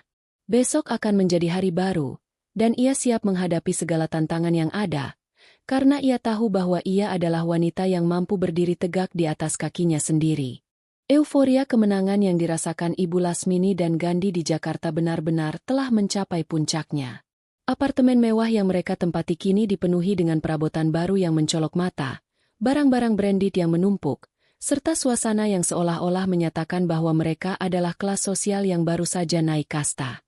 Bagi Ibu Lasmini, hari-harinya kini diisi dengan agenda sosialita dadakan. Ia sering mengundang teman-teman pengajiannya ke apartemen untuk mengadakan acara makan-makan mewah. Tentu saja, tujuannya tidak lain adalah untuk pamer. Ia tidak henti-hentinya menceritakan betapa cerdasnya ia dalam mengelola harta peninggalan anaknya, dan betapa bodohnya menantunya, Carmilla, yang menurutnya sudah pergi meninggalkan rumah tanpa membawa sepeser pun uang. Di sisi lain, Gandhi benar-benar memanfaatkan keluguan dan keserakahan ibunya. Ia telah berhasil meyakinkan Ibu Lasmini untuk menginvestasikan hampir seluruh sisa uang hasil penjualan rumah ke dalam sebuah program tabungan masa depan yang dikelola oleh rekan-rekan bisnisnya. Gandhi bahkan sempat menunjukkan grafik-grafik keuntungan yang tampak sangat meyakinkan di layar laptopnya, meskipun sebenarnya itu hanyalah grafik hasil manipulasi data sederhana. Ibu Lasmini, yang selalu menganggap Gandhi sebagai anak emas yang tidak mungkin berkhianat, menandatangani dokumen-dokumen itu tanpa membaca isi detailnya sama sekali. Baginya, angka-angka yang tertera di sana adalah jaminan kebahagiaan seumur hidup. Carmilla, yang berada ribuan kilometer jauhnya di Bali, mendapatkan laporan dari Pak Cipto bahwa aliran dana dari rekening Ibu Lasmini sudah mulai berpindah ke berbagai rekening anonim yang dikelola oleh jaringan investasi bodong tersebut. Carmilla hanya menghela napas panjang sambil memandang ke arah deburan ombak di kejauhan. Ia sebenarnya bisa saja menghentikan semua ini dengan satu telepon kepada pihak berwenang. Namun ia memilih untuk membiarkan semuanya berjalan. Ini adalah bagian dari pendewasaan yang harus dialami oleh Ibu Lasmini. Jika seseorang memilih untuk percaya pada kemilau emas palsu daripada menantu yang tulus, maka orang tersebut harus siap menanggung risikonya saat emas itu berubah menjadi karat yang membusuk. Satu sore, suasana di apartemen mewah itu sedikit berbeda. Gandhi yang biasanya terlihat penuh percaya diri dan selalu mengenakan pakaian necis, tiba-tiba terlihat gelisah. Ia mondar-mandir di ruang tamu sambil terus menempelkan ponsel ke telinganya. Raut wajahnya tegang, dan keringat dingin mulai membasahi dahinya. Ibu Lasmini yang sedang sibuk memilih gaun untuk acara perjamuan malam itu, merasa heran melihat tingkah anaknya. Ada apa, Gandhi? Kenapa kamu mondar-mandir seperti orang stres begitu? Tanya Ibu Lasmini dengan nada santai sambil mencocokkan kalung emas ke lehernya. Gandhi berhenti sejenak, menoleh ke arah ibunya dengan mata yang sedikit berair karena panik. Ini, Bu, sistem pencairan keuntungannya sedang mengalami pemeliharaan. Katanya ada gangguan di bank pusat. Jadi semua penarikan dana untuk sementara dihentikan. Tapi tenang saja, Bu. Ini cuma masalah teknis kecil kok. Besok atau lusa pasti sudah normal kembali. Ibu Lasmini awalnya tidak terlalu menanggapi. Ia masih terlalu percaya pada janji-janji manis anaknya. Namun, hari berganti hari. Janji-janji itu tak kunjung terrealisasi. Gangguan teknis yang awalnya kecil, berubah menjadi ketidakjelasan yang mencekam. Situs web investasi yang biasanya menampilkan grafik keuntungan setiap jam, tiba-tiba tidak bisa diakses sama sekali. Akun media sosial perusahaan investasi tersebut pun menghilang dari internet. Rasa cemas yang semula hanya dirasakan oleh Gandhi, kini mulai menjalar perlahan ke dalam relung hati Ibu Lasmini. Carmila di Bali mulai mencium bau busuk dari arah Jakarta. Laporan dari Pak Cipto mengonfirmasi bahwa kantor investasi tersebut telah dikosongkan secara mendadak. Para pengelola investasi tersebut sudah melarikan diri ke luar negeri membawa uang nasabahnya, termasuk uang Ibu Lasmini yang jumlahnya sangat fantastis. Bagi Carmila, ini bukanlah kejutan. Ia sudah menduga bahwa hari ini akan tiba. Ia mematikan komputernya, berjalan menuju kolam renang, dan duduk di sana untuk bermeditasi. Ia memikirkan bagaimana sebuah keserakahan dapat melumpuhkan logika seseorang hingga ke tingkat yang paling ekstrim. Di Jakarta, kepanikan yang sesungguhnya meledak. Ibu Lasmini baru saja menerima kabar dari salah satu kenalannya bahwa kantor investasi yang menaungi uang mereka ternyata hanyalah kedok untuk penipuan besar-besaran. Ibu Lasmini langsung berlari ke kamar Gandhi dan mendapati anaknya sedang mengemasi barang-barang dengan tergesa-gesa. "Gandhi, apa yang terjadi sebenarnya? Kenapa ada kabar kalau perusahaan itu penipu?" teriak Ibu Lasmini histeris. Ia mengguncang bahu Gandhi, menuntut penjelasan. Gandhi melepaskan pegangan ibunya dengan kasar. Wajahnya yang semula licik kini berubah menjadi pucat pasi ketakutan. "Aku juga ditipu, Bu. Mereka semua bajingan. Mereka mengambil uang kita dan sekarang mereka menghilang. Aku harus pergi. Kalau tidak aku akan dipenjara oleh para investor lain yang juga tertipu." Ibu Lasmini merasa dunia di sekitarnya seolah runtuh. Ia jatuh terduduk di lantai apartemen yang mahal itu. Air mata mengalir deras dari matanya. Ia tidak memikirkan uangnya saja. Ia memikirkan tentang bagaimana ia harus bertahan hidup. Apartemen mewah ini biaya sewanya sangat mahal. Dan ia tidak memiliki penghasilan apapun setelah uang penjualan rumah habis tak bersisa. Ia mencoba menghubungi kembali nomor-nomor yang dulu sering meneleponnya untuk menawarkan berbagai kemewahan. Namun semuanya kini tidak aktif. Ia benar-benar sendirian di tengah kemewahan yang kini terasa seperti penjara. Carmila, di Bali, kembali menjalani harinya dengan rutinitas yang tenang. Ia tidak merasa senang di atas penderitaan mertuanya. Namun ia merasa lega bahwa kebenaran akhirnya terbuka. Ia tahu bahwa Ibu Lasmini akan mulai menyadari betapa berharganya kejujuran dan ketulusan dibandingkan dengan harta yang didapat dengan cara menindas orang lain. Ia memutuskan untuk mengirimkan sepucuk surat kepada Ibu Lasmini melalui Pak Cipto. Surat itu bukan berisi ejekan, melainkan hanya sebuah pernyataan singkat bahwa hidup selalu memiliki cara sendiri untuk memutar roda nasib bagi mereka yang lupa diri. Ibu Lasmini menerima surat itu beberapa hari kemudian, saat ia sudah berada di titik terendah. Ia membaca surat itu berulang kali sambil meratapi nasibnya yang kini harus keluar dari apartemen, karena tidak mampu membayar biaya sewa bulan berikutnya. Ia menyadari satu hal yang selama ini ia tepis jauh-jauh, bahwa menantu yang dulu ia usir adalah satu-satunya orang yang sebenarnya peduli padanya, dan dialah yang justru paling ia sakiti. Namun, penyesalan memang selalu datang belakangan. Ibu Lasmini kini harus menghadapi kenyataan bahwa ia tidak lagi memiliki tempat tinggal yang layak, tidak memiliki uang, dan yang paling menyakitkan, ia tidak lagi memiliki rasa hormat dari orang-orang di sekitarnya. Sementara itu, Gandhi sudah benar-benar menghilang, meninggalkan ibunya sendirian menanggung semua akibat dari keserakahan mereka berdua. Ibu Lasmini terpaksa menjual perhiasan-perhiasan terakhir yang ia miliki hanya untuk sekadar menyambung hidup dari hari ke hari di sebuah kontrakan kecil yang jauh dari kesan mewah. Hidupnya yang dulu dipenuhi dengan kemewahan, kini berubah menjadi kehidupan yang penuh dengan kekhawatiran akan hari esok. Setiap kali ia melihat cermin, ia melihat sosok wanita tua yang lusuh dan penuh dengan penyesalan. Sosok yang dulunya sombong namun kini hanyalah sebutir debu di tengah kerasnya kota besar. Carmilla di Bali sesekali memantau keadaan dari jauh. Ia melihat bagaimana Ibu Lasmini kini harus bekerja serabutan di sebuah pasar tradisional, hanya untuk makan sehari-hari.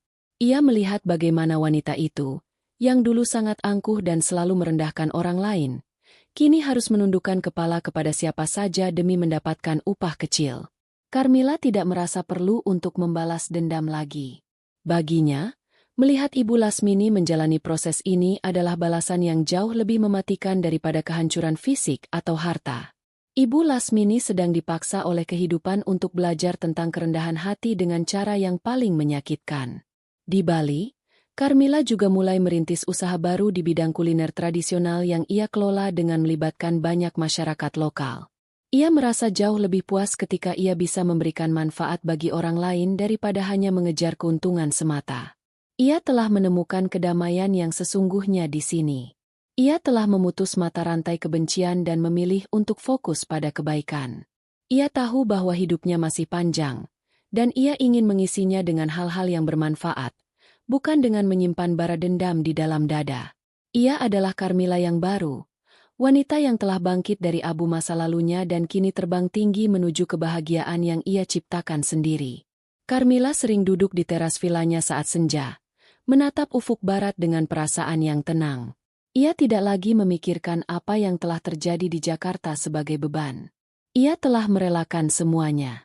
Ia tahu bahwa setiap orang memiliki jalan ceritanya masing-masing, dan ia telah berhasil menyelesaikan bagiannya dengan kepala tegak.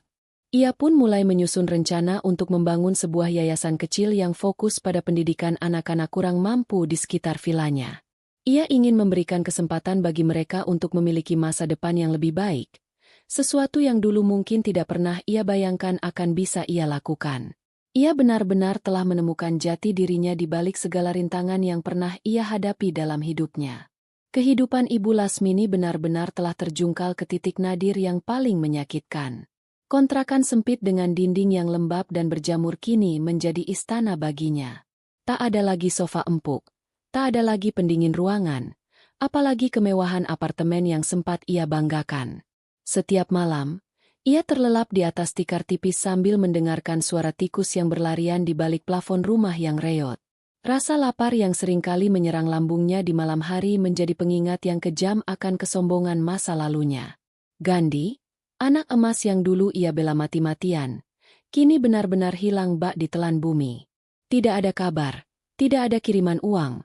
Bahkan pesan singkat yang ia kirimkan berkali-kali pun hanya berakhir dengan centang abu-abu yang tak kunjung berubah warna. Ibu Lasmini seringkali terduduk sendirian di depan pintu kontrakannya, menatap jalanan yang berlumpur setiap kali hujan turun, berharap ada keajaiban yang membawanya kembali ke kehidupan yang nyaman. Namun, yang ia dapatkan hanyalah rasa sakit kepala akibat memikirkan bagaimana cara melunasi tunggakan sewa rumah yang sudah menumpuk selama 2 bulan. Sementara di belahan lain, Carmilla di Bali mulai melebarkan sayap bisnisnya. Proyek kuliner tradisional yang ia rintis bersama masyarakat lokal kini mulai menampakkan hasil yang memuaskan. Ia tidak sekadar mencari untung, tetapi juga memberdayakan para ibu-ibu rumah tangga di sekitar vilanya. Carmilla sering turun langsung ke lapangan, memberikan arahan, dan berbaur dengan warga dengan gaya yang sangat bersahaja. Tidak ada kesan seorang jutawan di matanya. Yang terlihat hanyalah seorang wanita pekerja keras yang memiliki visi besar. Ia merasa bahwa kesibukan ini adalah obat paling manjur untuk menyembuhkan trauma masa lalunya.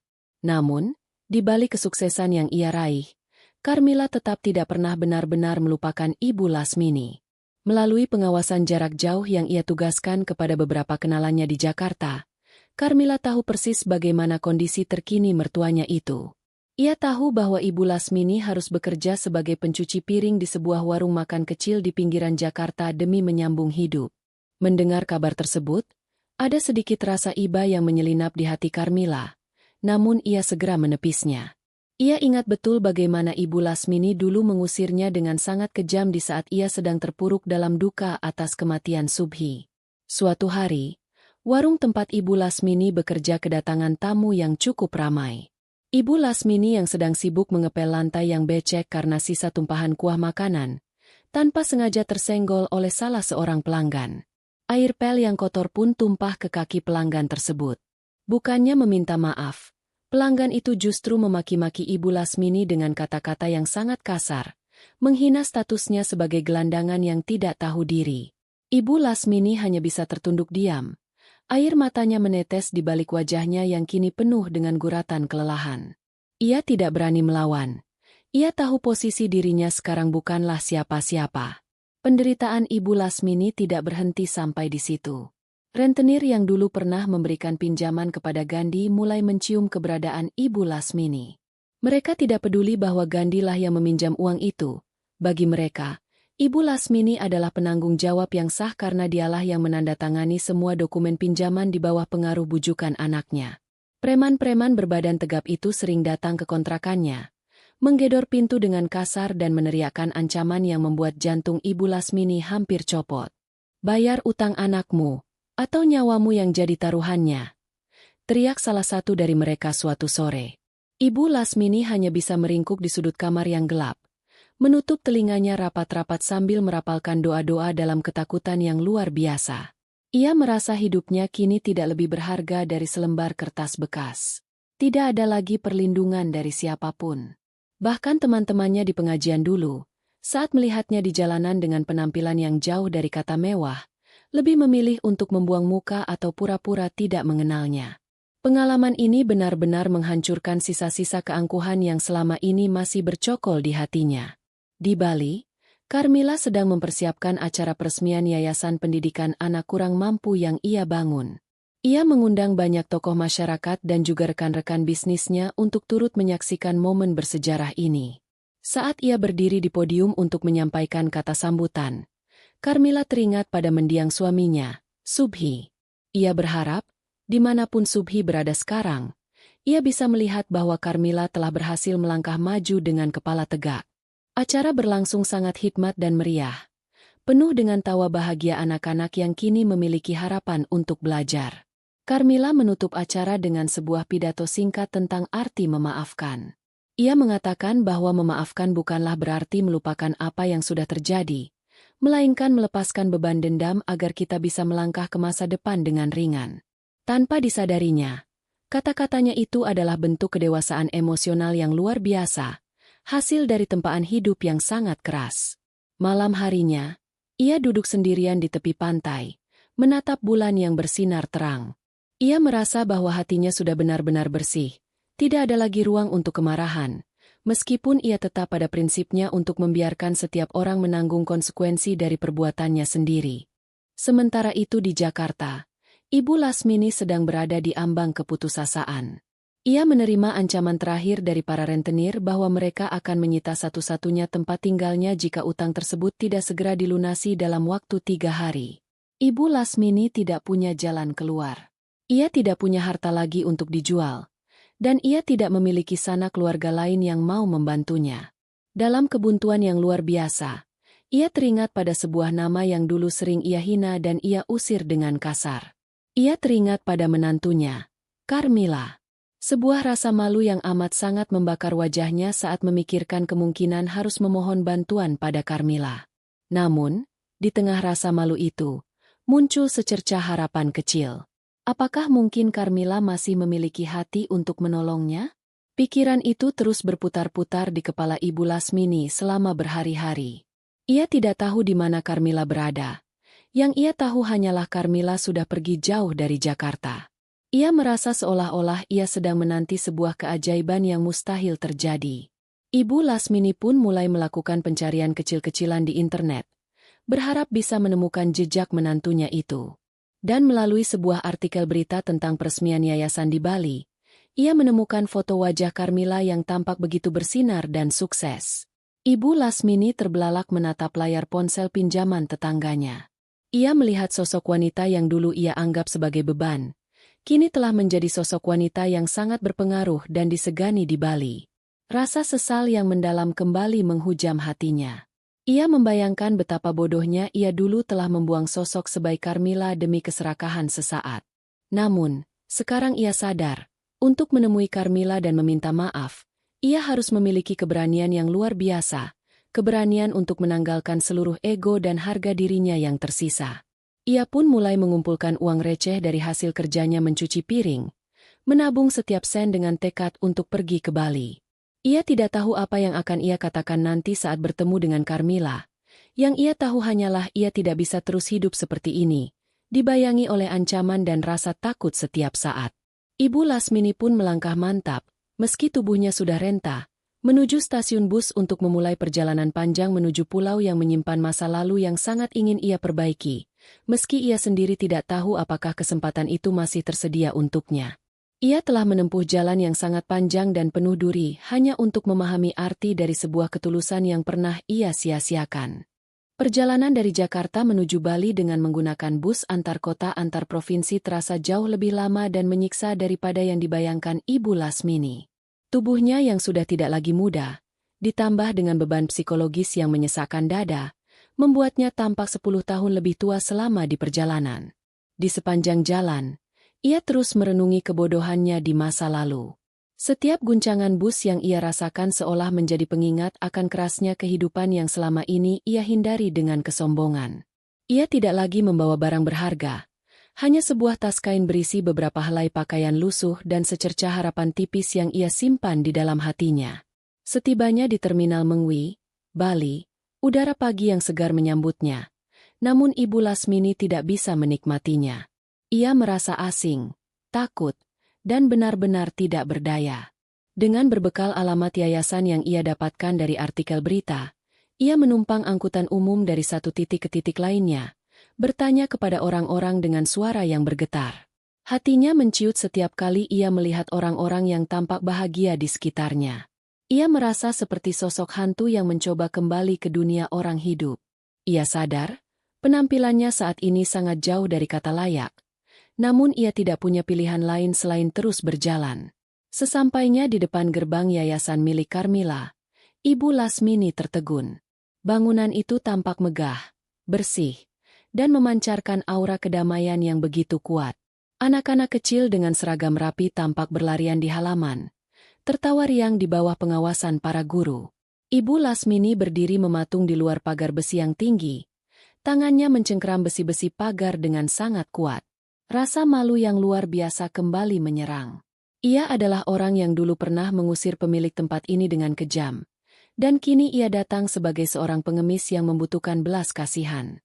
Setelah ragu selama hampir 1 jam, Ibu Lasmini akhirnya memberanikan diri untuk mendekati pos Satpam. Dengan suara yang hampir tidak terdengar, ia mencoba menanyakan keberadaan Carmilla. Satpam yang berjaga memandang Ibu Lasmini dengan tatapan curiga, terlebih karena penampilannya yang sangat tidak meyakinkan.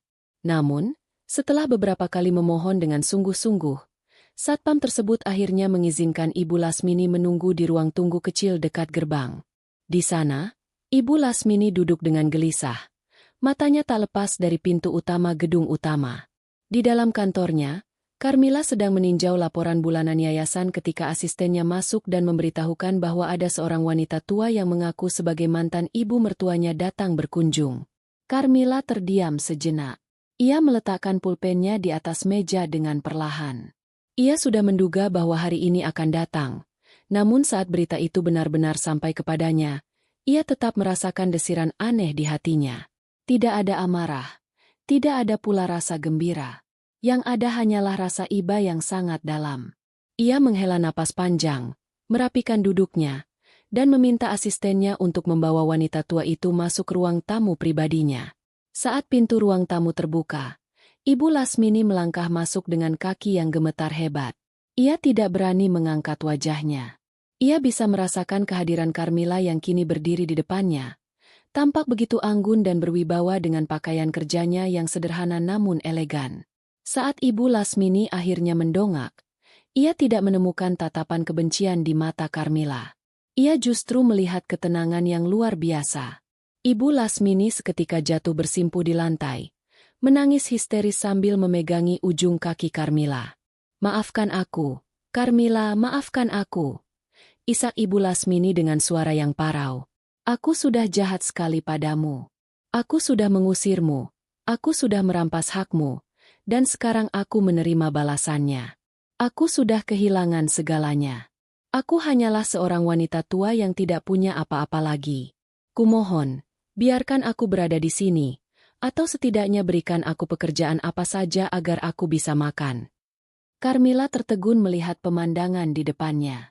Ibu mertuanya yang dulu selalu tampil angkuh dengan perhiasan emas yang berlebihan, kini tampak begitu rapuh dan hancur di kakinya. Karmila perlahan berjongkok dan membantu Ibu Lasmini berdiri, menuntunnya duduk di atas sofa. Ia memanggil asistennya untuk membawakan segelas air hangat. Karmila menatap wajah tua yang penuh dengan guratan penderitaan itu dengan empati yang jujur. Ia menyadari bahwa penderitaan Ibu Lasmini sudah menjadi hukuman yang cukup berat baginya. "Ibu, kenapa ibu harus melakukan perjalanan sejauh ini?" tanya Karmila dengan suara lembut namun tegas.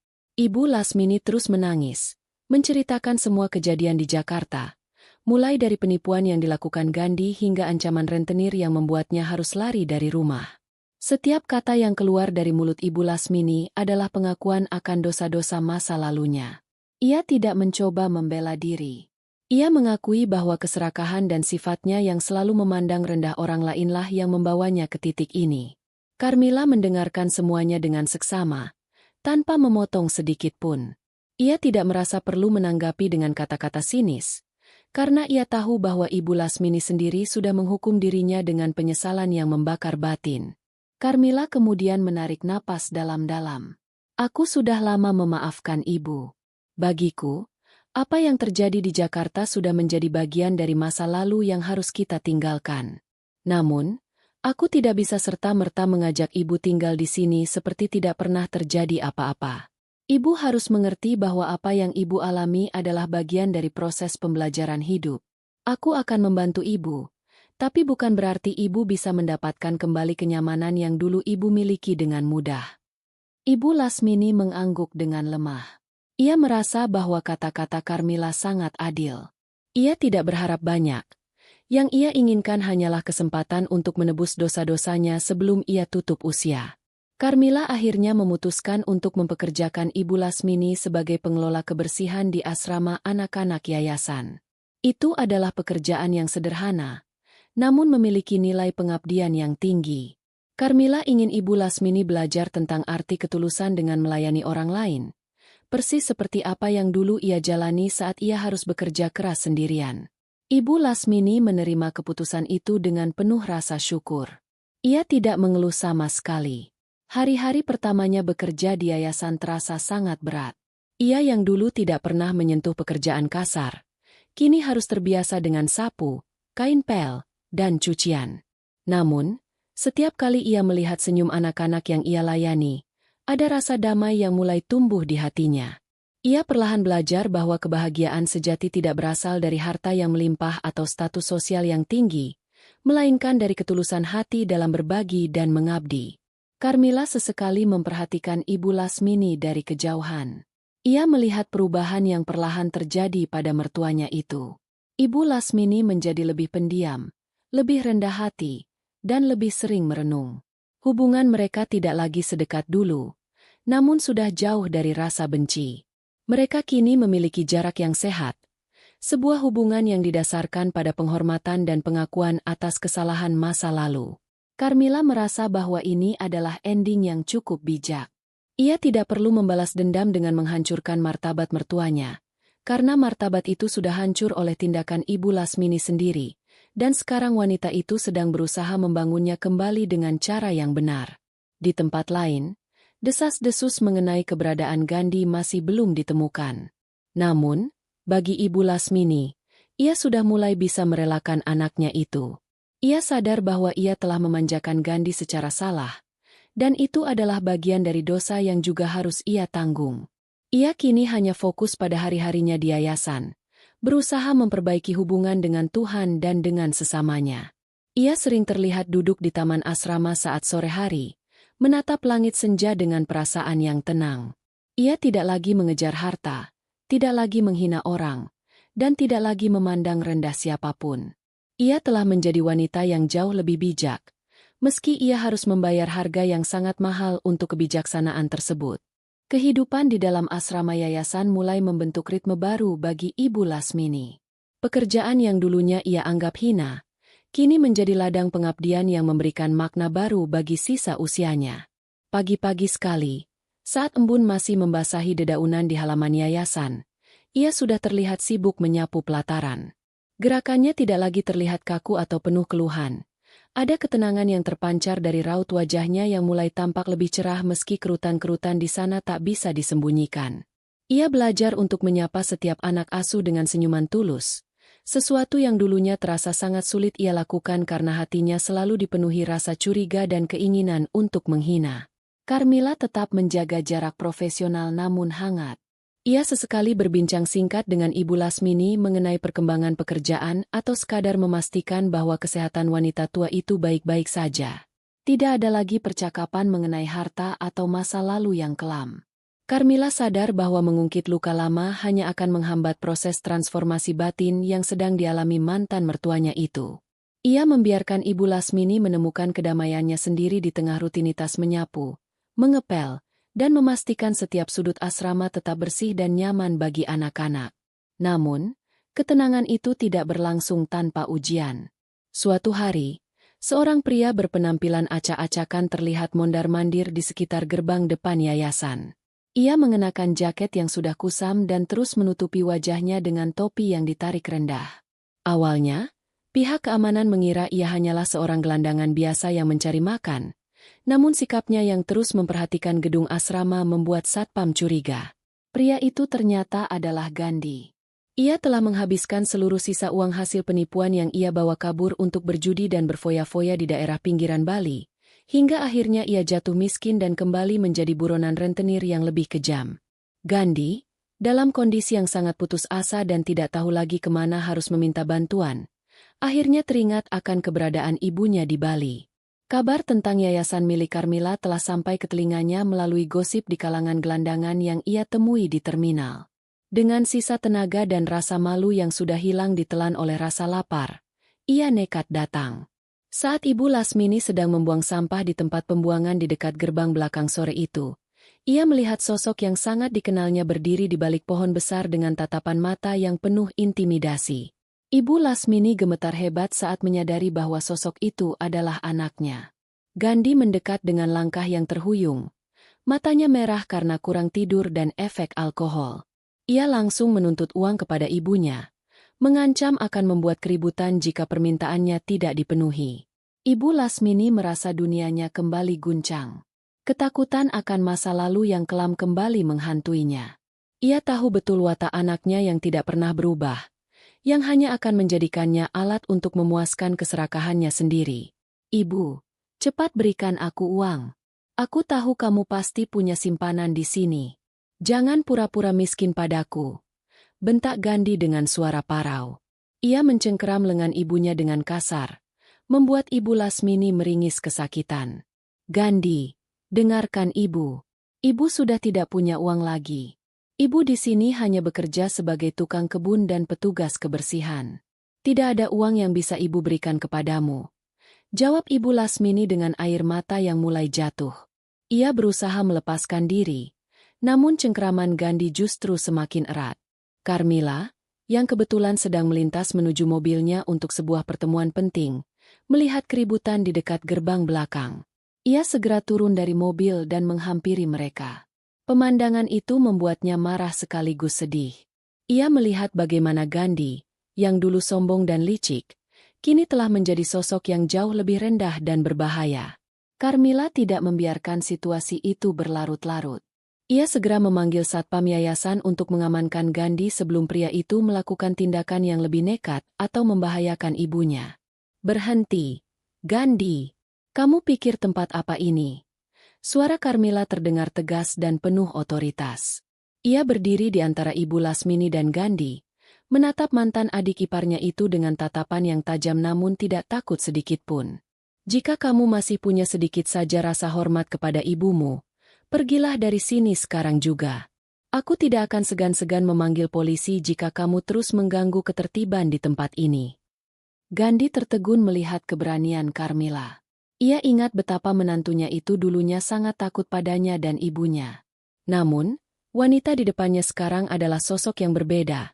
Ia adalah pemilik yayasan yang disegani, wanita yang memiliki kekuatan hukum dan dukungan dari masyarakat sekitar. Gandhi, yang sudah kehilangan nyalinya karena sering dikejar-kejar oleh penagih utang, akhirnya memilih untuk mundur. Ia meludah ke tanah dengan kasar, melontarkan sumpah serapah kepada Carmila dan ibunya, lalu berlari pergi meninggalkan area yayasan dengan langkah yang tidak stabil. Ibu Lasmini jatuh terduduk, menangis sejadi-jadinya. Ia merasa sangat bersalah karena keberadaannya di yayasan ini akhirnya membawa bahaya bagi Carmila. Ia menawarkan diri untuk pergi dari sana, karena ia takut Gandhi akan kembali dan merusak kedamaian yang sudah dibangun dengan susah payah oleh menantunya. Namun, Carmila justru memegang tangan Ibu Lasmini dengan lembut dan menenangkan wanita tua itu. Ia menyadari bahwa membuang Ibu Lasmini di saat seperti ini bukanlah solusi. Ia justru harus memperkuat pengamanan yayasan dan memberikan pendampingan psikologis bagi Ibu Lasmini agar ia bisa lebih tenang dalam menghadapi bayang-bayang masa lalunya. Malam itu, Ibu Lasmini tidak bisa tidur. Ia duduk di kamarnya yang sederhana, memikirkan betapa besarnya pengorbanan Carmila. Ia kini sadar bahwa Carmila bukan hanya sekadar menantu yang teraniaya, melainkan sosok yang memiliki jiwa yang sangat luas. Ia menyesali setiap kata-kata kasar yang pernah ia lontarkan dulu. Di dalam hati yang paling dalam, ia mulai memanjatkan doa, bukan lagi untuk kemewahan atau harta, melainkan untuk keselamatan Carmila dan kebaikan bagi anak-anak asuh yang telah memberinya tempat untuk bernaung. Carmila, di sisi lain, mulai mengambil tindakan hukum. Ia melaporkan keberadaan Gandhi kepada pihak berwenang setempat agar pria itu tidak lagi mengganggu keamanan yayasan. Ia juga memastikan bahwa Ibu Lasmini mendapatkan perhatian lebih dari para guru di yayasan untuk menenangkan traumanya. Carmila tahu bahwa ujian seperti ini adalah bagian dari perjalanan hidup, dan ia siap menghadapinya dengan segala kekuatan yang ia miliki. Ia tidak ingin lagi menjadi korban. Ia adalah pemimpin dari hidupnya sendiri dan pelindung bagi siapa saja yang berada di bawah tanggung jawabnya. Hari-hari berikutnya di yayasan terasa sedikit lebih waspada. Ibu Lasmini pun mulai membiasakan diri untuk tidak lagi menoleh ke belakang saat ia mendengar suara-suara aneh di luar gerbang. Ia tahu bahwa ia tidak bisa terus-menerus hidup dalam bayang-bayang ketakutan. Dengan bimbingan dari para staf yayasan, ia mulai belajar untuk lebih terbuka dan berbagi cerita tentang masa lalunya. Ternyata, berbagi beban perasaan bisa sedikit meringankan hatinya. Ia tidak lagi sendirian, ada komunitas yang mendukungnya. Ia telah menemukan sebuah keluarga baru di yayasan ini, keluarga yang tidak menuntut harta, melainkan hanya menuntut kejujuran dan ketulusan dalam bekerja. Setiap harinya, ia terus belajar untuk memaafkan dirinya sendiri sebelum ia memohon ampun kepada Tuhan atas segala dosa yang telah ia perbuat di masa lalu. Berita tentang Gandhi yang berkeliaran di sekitar yayasan sempat menciptakan gelombang kecemasan yang nyata. Carmila tidak hanya sekadar melapor ke pihak berwenang, ia juga meningkatkan sistem keamanan yayasan dengan memasang beberapa titik CCTV tambahan dan menyiagakan petugas keamanan setiap saat. Namun, di luar dugaan, Gandhi tidak pernah muncul kembali. Rupanya, ketakutan akan polisi dan rentenir yang mengejarnya telah memaksa pria itu untuk melarikan diri ke bagian lain pulau, menjauh dari jangkauan siapapun. Meski ancaman itu telah mereda, dampaknya pada Ibu Lasmini sangat terasa. Ia menjadi jauh lebih pendiam dan sering terlihat melamun di sela-sela pekerjaannya, seolah ingatan tentang betapa rusaknya karakter anak kandungnya sendiri baru saja tersingkap dengan cara yang paling brutal. Carmila yang menyadari kegelisahan itu mencoba mendekati Ibu Lasmini dengan cara yang lebih personal. Suatu sore, saat matahari mulai terbenam di ufuk barat Bali dan memberikan bias warna ungu yang indah, Carmila mengajak Ibu Lasmini duduk di kursi kayu di taman belakang yayasan. Tidak ada pekerjaan, tidak ada anak-anak asuh yang bermain, hanya mereka berdua dan desau angin pantai yang menyejukkan. Carmila sengaja tidak membuka pembicaraan dengan topik yang berat. Ia justru menceritakan masa kecil Subhi, kenangan manis yang mungkin sudah terlupakan oleh ingatan Ibu Lasmini yang dimakan penyesalan. Subhi dulu sangat menyukai bunga matahari, Bu. Ucap Carmila sambil tersenyum tipis, menunjuk ke deretan bunga matahari yang sedang mekar di pinggiran taman. Dia selalu bilang, bunga itu selalu mencari cahaya. Sama seperti harapan, katanya. Ibu Lasmini yang mendengar itu tak kuasa menahan isaknya. Ia teringat masa-masa sebelum keserakahan meracuni pikirannya. Saat rumah masih dipenuhi tawa dan Subhi masih menjadi anak yang berbakti. Ia mulai membuka diri, menceritakan rahasia-rahasia kecil tentang masa muda Subhi yang bahkan Carmila sendiri tidak tahu. Dalam momen itulah, dinding pertahanan Ibu Lasmini benar-benar runtuh. Ia tidak lagi melihat Carmila sebagai menantu yang dulu ia benci, melainkan sebagai satu-satunya orang yang masih bersedia menyimpan kenangan tentang anaknya dengan penuh kasih. Hubungan mereka perlahan-lahan bertransformasi menjadi sesuatu yang jauh lebih dalam. Sebuah ikatan antara dua wanita yang sama-sama kehilangan sosok yang mereka cintai. Namun, di tengah suasana yang mulai menghangat, sebuah musibah kecil menimpa yayasan. Atap di salah satu ruang asrama anak-anak bocor parah, akibat badai tropis yang melanda Bali selama 2 hari berturut-turut. Air merembes masuk ke dalam ruangan, merusak beberapa kasur dan dokumen penting milik yayasan. Hal ini memaksa Carmila untuk memindahkan anak-anak asuh ke aula utama untuk sementara waktu. Kesibukan di yayasan menjadi luar biasa. Semua staf, termasuk Ibu Lasmini, bahu-membahu mengevakuasi barang-barang sebelum air semakin meluas merusak bagian lain dari bangunan. Ibu Lasmini menunjukkan dedikasi yang luar biasa dalam situasi darurat tersebut. Ia tidak lagi memikirkan umurnya yang renta atau rasa lelah di tulang-tulangnya. Ia ikut menggendong tas-tas pakaian anak-anak, mengarahkan mereka agar tidak panik, dan membantu membersihkan lantai agar tidak licin. Carmila memperhatikan dari kejauhan bagaimana Ibu Lasmini sekarang telah berubah menjadi seseorang yang benar-benar peduli pada sesama. Ia tidak lagi bertindak egois untuk menyelamatkan diri sendiri. Saat atap sudah mulai diperbaiki oleh para tukang pada keesokan harinya, Ibu Lasmini terlihat sangat lelah. Namun matanya memancarkan kebahagiaan yang tulus karena bisa berkontribusi bagi keberlangsungan yayasan. Di tengah situasi pemulihan pasca badai, Carmila menerima sebuah panggilan telepon dari seorang rekan bisnisnya di Jakarta. Orang tersebut memberitahukan bahwa ada kabar tentang Gandhi yang ditemukan dalam kondisi kritis di sebuah rumah sakit umum daerah, jauh di pelosok Bali setelah mengalami kecelakaan tragis saat mencoba melarikan diri dari kejaran penagih utang. Berita itu bagaikan petir di siang bolong bagi Ibu Lasmini. Carmila yang mendengar kabar itu segera memberitahukannya kepada Ibu Lasmini dengan hati-hati. Reaksi Ibu Lasmini sangat mengejutkan. Ia tidak langsung menangis histeris. Ia justru terdiam sangat lama, memandang jauh ke depan dengan tatapan yang kosong. Ia tahu bahwa ini adalah konsekuensi dari jalan hidup yang dipilih oleh anaknya.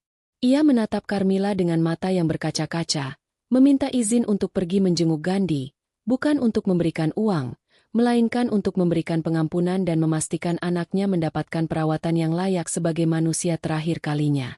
Carmila, yang memiliki jiwa yang besar, menyetujui permintaan itu dan bahkan menawarkan diri untuk mengantar Ibu Lasmini ke rumah sakit tersebut. Perjalanan ke rumah sakit itu memakan waktu beberapa jam. Suasana di dalam mobil sangat hening. Ibu Lasmini terus merapalkan doa-doa di dalam hati. Sesampainya di bangsal perawatan, mereka mendapati Gandhi dalam kondisi yang sangat memprihatinkan, terbaring dengan berbagai alat medis menempel di tubuhnya. Pemandangan itu sangat menyayat hati. Namun, Ibu Lasmini tetap melangkah maju dengan tegar. Ia duduk di samping ranjang, membelai tangan anaknya yang kasar dan penuh luka, lalu membisikkan kata-kata pengampunan di telinga Gandhi yang sudah tidak sadarkan diri. Carmila berdiri di dekat pintu, memperhatikan momen itu dengan rasa haru. Ia melihat Ibu Lasmini telah benar-benar menemukan kedamaian batinnya. Ia tidak lagi menaruh harapan akan kesembuhan ajaib atau perubahan sifat Gandhi yang drastis.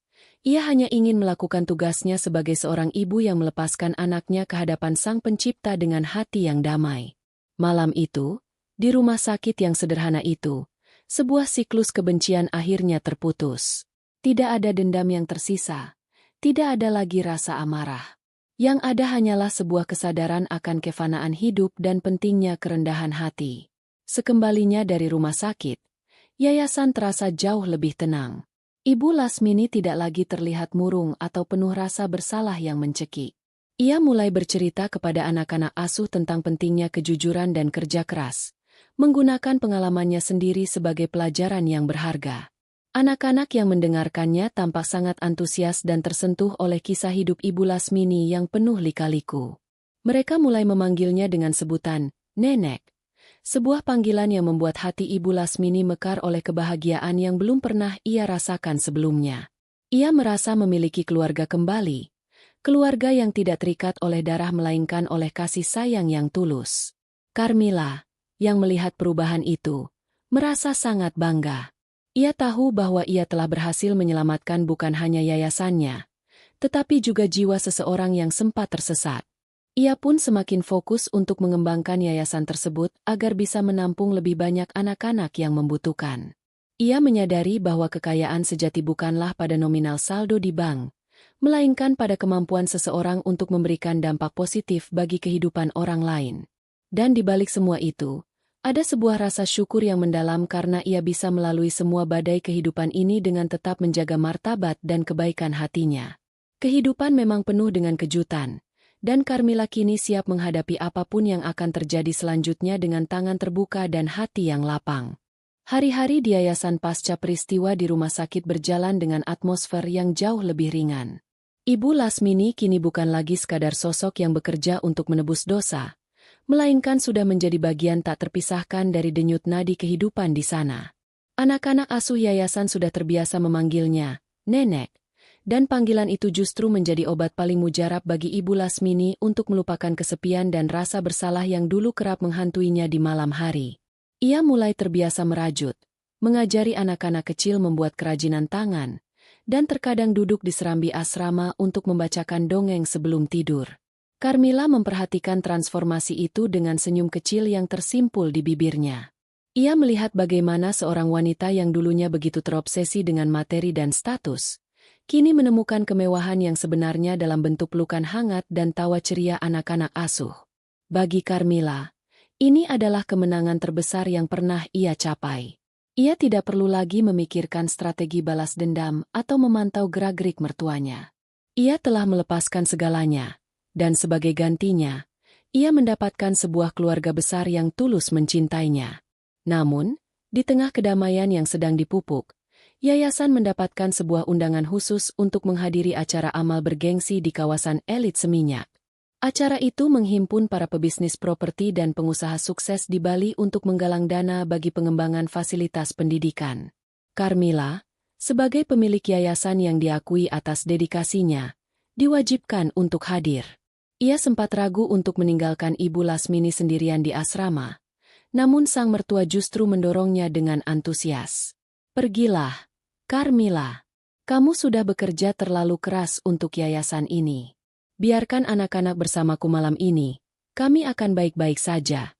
Ucap Ibu Lasmini dengan tatapan mata yang meyakinkan. Akhirnya, Carmila menyetujui. Ia mengenakan gaun yang elegan namun tetap sopan. Sebuah cerminan dari jati dirinya yang kini telah matang dan sukses. Malam itu, ia tampil memukau di depan para kolega bisnisnya. Ia berbagi visi tentang yayasannya, dan banyak yang merasa terinspirasi oleh ketangguhan wanita yang mampu membangun bisnis sekaligus memberikan manfaat bagi masyarakat luas. Saat Carmila sedang asyik berbincang dengan seorang rekan bisnis di sudut ruangan yang mewah, salah satu staf yayasan datang menghampirinya dengan napas terengah-engah. Wajahnya tampak panik. Nyonya Carmila, maaf mengganggu. Ada keadaan darurat di yayasan. Tiba-tiba saja, sekelompok orang yang mengaku sebagai pemilik sah tanah yayasan datang dan memaksa masuk ke dalam area bangunan. Mereka membawa dokumen-dokumen yang terlihat sangat legal dan bersikeras bahwa tanah ini sudah lama mereka beli dari pihak lain. Carmila terkejut bukan main.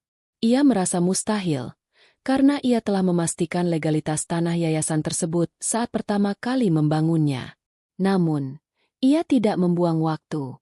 Ia segera berpamitan dengan sopan, meninggalkan acara amal tersebut, dan memacu mobilnya kembali menuju yayasan. Pikirannya dipenuhi dengan berbagai kemungkinan terburuk. Ia tahu bahwa dalam dunia bisnis properti, selalu ada oknum-oknum yang bermain curang dengan memalsukan sertifikat tanah atau melakukan jual beli fiktif demi merampas aset berharga. Sesampainya di yayasan, pemandangan yang menyambutnya sungguh mencekam. Beberapa orang pria berbadan besar dengan pakaian preman sedang berdebat sengit dengan pihak keamanan. Anak-anak asuh terlihat berkumpul di aula utama dengan wajah ketakutan, sementara Ibu Lasmini berdiri dengan berani di depan pintu asrama, mencoba menghalangi orang-orang tersebut untuk masuk lebih jauh. Ibu Lasmini tampak sangat tegas.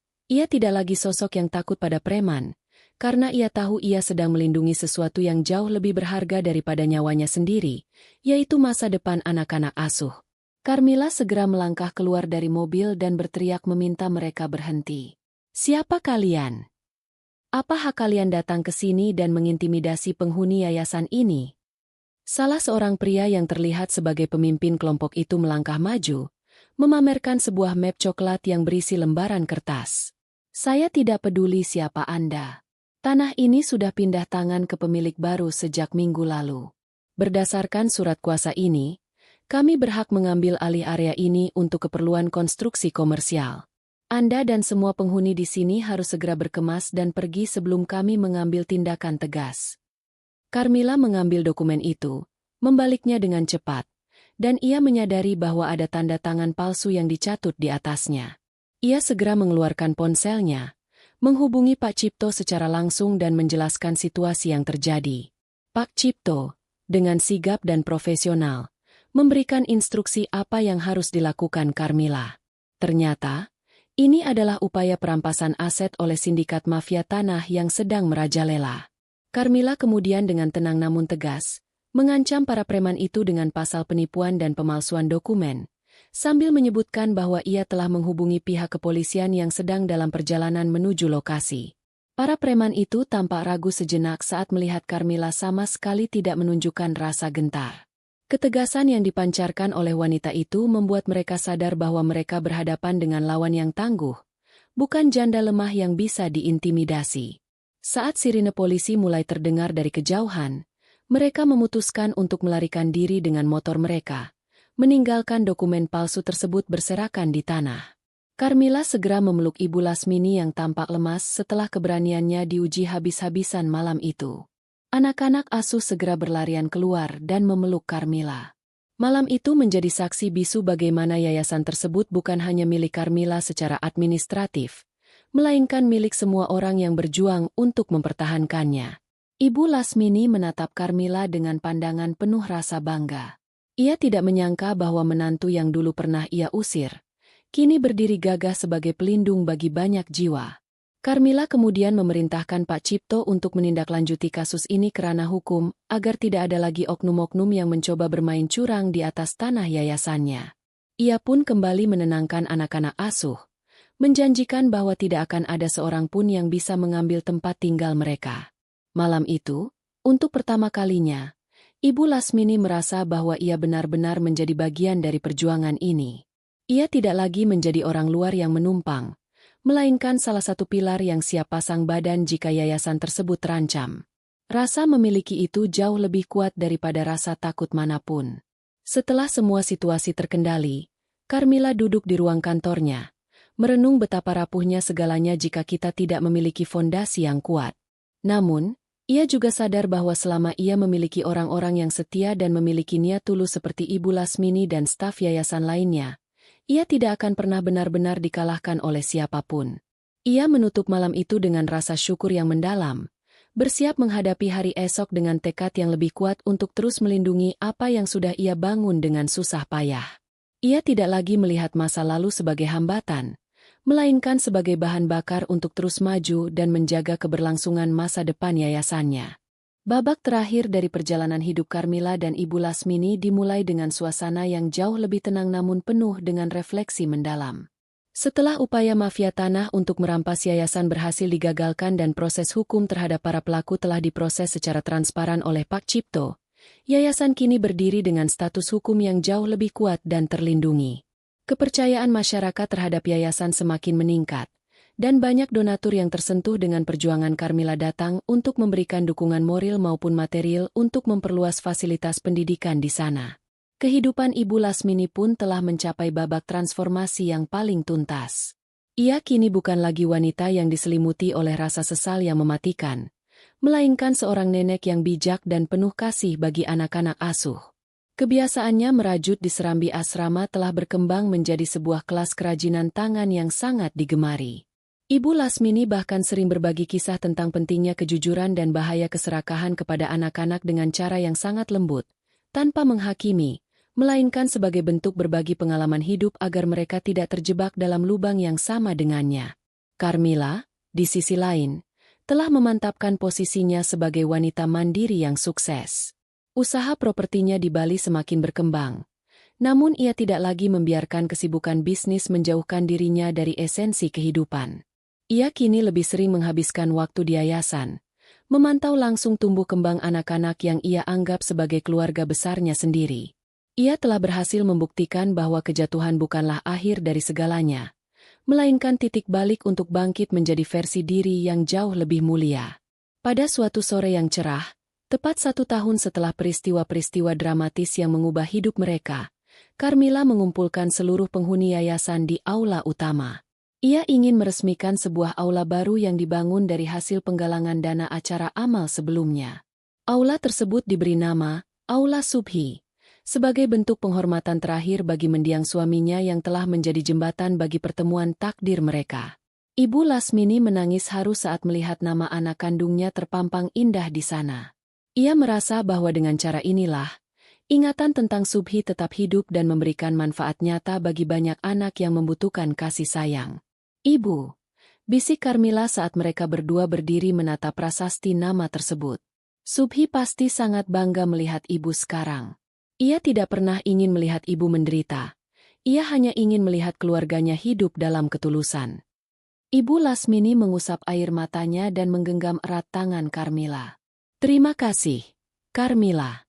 Kamu sudah memberikan kehidupan yang tidak layak aku dapatkan. Kamu adalah anak yang sebenarnya bagi ibu. Jauh lebih berbakti daripada siapapun yang pernah ibu banggakan sebelumnya. Hari-hari berikutnya diisi dengan kebahagiaan yang sangat sederhana.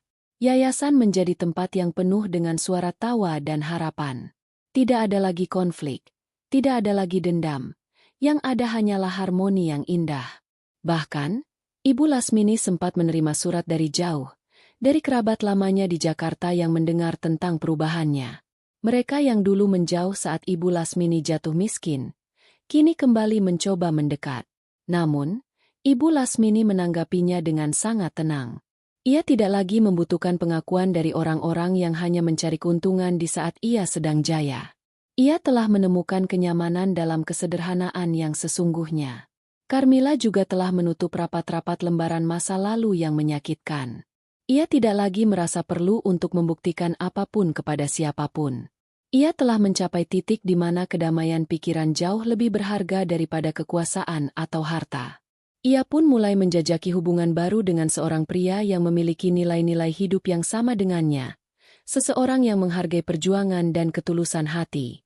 Namun, ia tetap menjadikan yayasan sebagai prioritas utamanya. Ia tidak akan membiarkan apapun mengganggu kebahagiaan anak-anak asuh yang sudah menjadi tanggung jawabnya. Di penghujung tahun, sebuah perayaan kecil diadakan di yayasan. Anak-anak menampilkan pertunjukan seni. Ibu Lasmini menyiapkan makanan khas yang lezat dengan resep warisan keluarga yang kini ia ajarkan kepada anak-anak asuh. Dan Carmila berdiri di sana, dikelilingi oleh orang-orang yang mencintainya tanpa syarat. Ia menatap langit Bali yang bersih. Merasa sangat bersyukur atas setiap air mata yang pernah jatuh, setiap pengkhianatan yang pernah ia terima, dan setiap rintangan yang pernah ia lalui. Semuanya telah membentuk dirinya menjadi sosok wanita yang teguh, bijaksana, dan penuh kasih.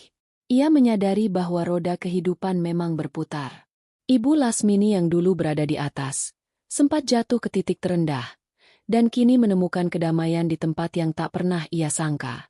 Sementara dirinya, yang sempat diusir dan dianggap tak berharga, kini berdiri sebagai pilar bagi banyak kehidupan. Inilah kehidupan yang sebenarnya, di mana karma bukan tentang kehancuran seseorang, melainkan tentang kesempatan untuk memperbaiki diri dan menemukan jalan pulang menuju hati yang bersih. Saat malam semakin larut, Carmila dan Ibu Lasmini duduk berdua di kursi kayu tempat mereka dulu sering bercerita. Mereka tidak banyak berbicara, hanya menikmati suara deburan ombak di kejauhan dan desau angin malam yang menyejukkan. Mereka tidak perlu lagi penjelasan atau permintaan maaf yang panjang lebar. Kehadiran mereka di sana, saling mendukung dan saling menguatkan, sudah cukup untuk menceritakan semuanya. Mereka telah menyelesaikan perjalanan panjang dari keserakahan menuju kerendahan hati. Yayasan itu pun terus berdiri kokoh, menjadi saksi bisu dari sebuah kisah perjuangan yang berakhir dengan damai. Anak-anak terus tumbuh, belajar, dan berani bermimpi, membawa serta nilai-nilai kebaikan yang telah mereka serap dari orang-orang di sekeliling mereka. Dan Carmila, sang wanita tangguh, terus melangkah maju, membawa cahaya bagi siapa saja yang membutuhkannya, dengan hati yang tetap teguh memegang prinsip bahwa kebaikan adalah satu-satunya investasi yang tidak akan pernah merugi. Pesan moral: keserakahan hanya akan membawa kehancuran, namun ketulusan dan kerendahan hati adalah kunci kedamaian yang sesungguhnya. Jangan pernah meremehkan orang lain, karena roda kehidupan selalu berputar, dan pada akhirnya, kebaikanlah yang akan memenangkan hati.